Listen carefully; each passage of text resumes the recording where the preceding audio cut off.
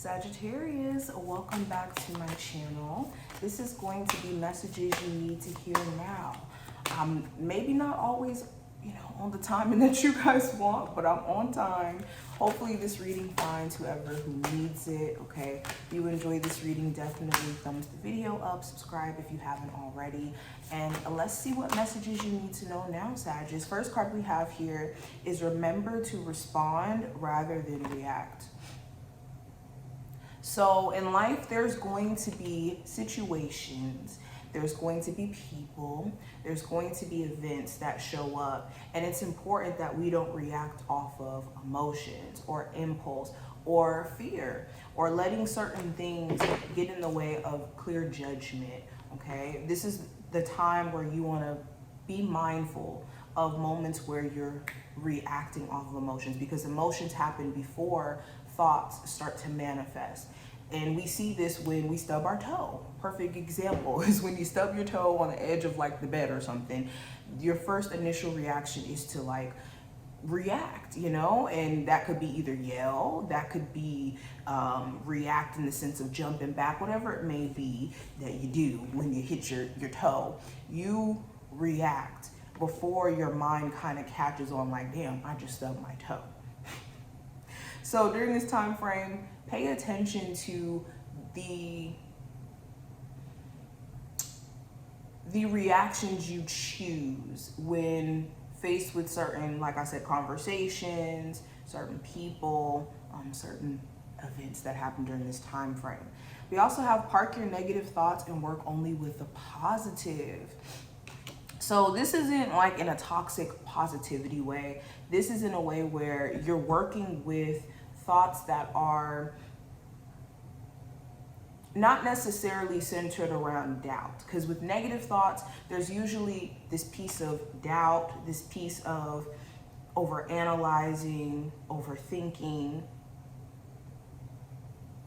So it's important during this time frame, anytime that your mind starts to go into this ruminating of just negative outcomes or expectations that could be connected to, like I said, just negative beliefs or negative outcomes, pay attention to that. We also have seek joy in the pattern of every day. So this is a key. A lot of times we're looking for happiness, and sorry if you guys hear the sprinklers outside. I have my patio door open. But a lot of times we're seeking happiness, we're seeking joyous moments. And the key to actually tapping into happiness, tapping into joy, is by literally coloring your day with things that make you happy. Joy and happiness don't come to you unless you're intentional about it. And yeah, we experience like joy and happiness when we accomplish things, of course, but to naturally every single day be in a state of joy, in a state of bliss, it takes a level of practice, it takes a level of skill of understanding what even makes you happy. So if you've been maybe feeling down or sad, maybe this is the time to get to know yourself a little bit more in terms of what makes you genuinely feel good. And there's little things that you could do too to add to your routine that could produce this energy of joy. Being more active. Some of you guys, you spend way too much time in the house. So maybe going outside for 10, 15 minutes, getting away from the phone screen, all right? But let's go ahead and get deeper into the reading. What's the energy for my Sagittarius? All right, we have the Ace of Pentacles that flipped out immediately. So this does talk about prosperity, stability, tangible things in life. So the message you need to hear is that there is an opportunity still to be had to make more money. It's just, you gotta be in a space to receive it. As you see, this person's hand is open so that they can receive this coin. And a lot of times the things that we want, it wants us back. It's just, we know cognitively we want these things. It's just vibrationally, emotionally, trauma-wise, we have to realize that we are deserving of it and that we have to accept it. And there's a level of vulnerability, openness, and trying that goes into receiving anything in life. And if we've been faced with situations where we haven't really gotten the best of outcomes in the past, our mind wants to predict whether or not bad things are going to happen down the line to protect us from overly giving to situations and being met with disappointment again. So start to ask yourself, where am I stopping myself from receiving what wants me back by me just being afraid of being vulnerable, me being afraid of allowing myself to try and make mistakes along the way and learn.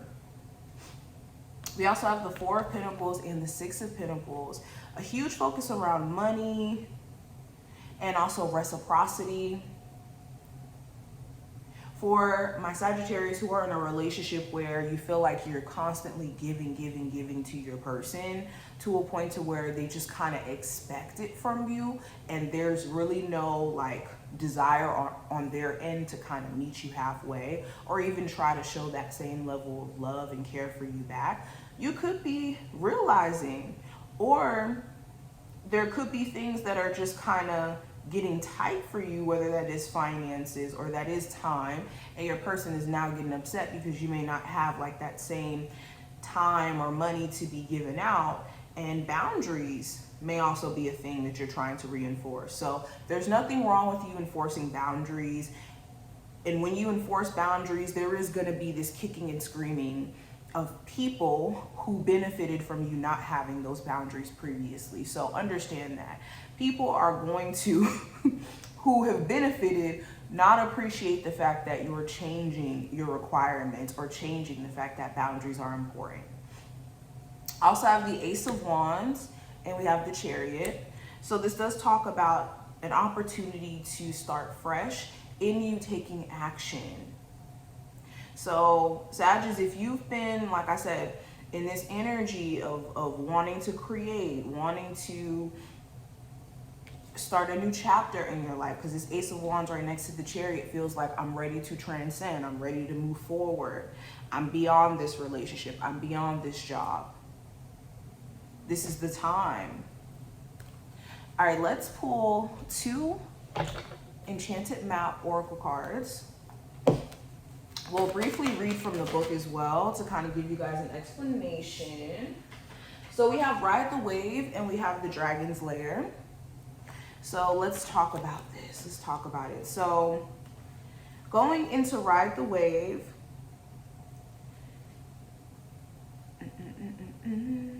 so this card is about, Ride the Wave in reverse is about, because it did, both of these cards came up in reverse. So when this card shows up, this talks about preparation and understanding that preparation is key.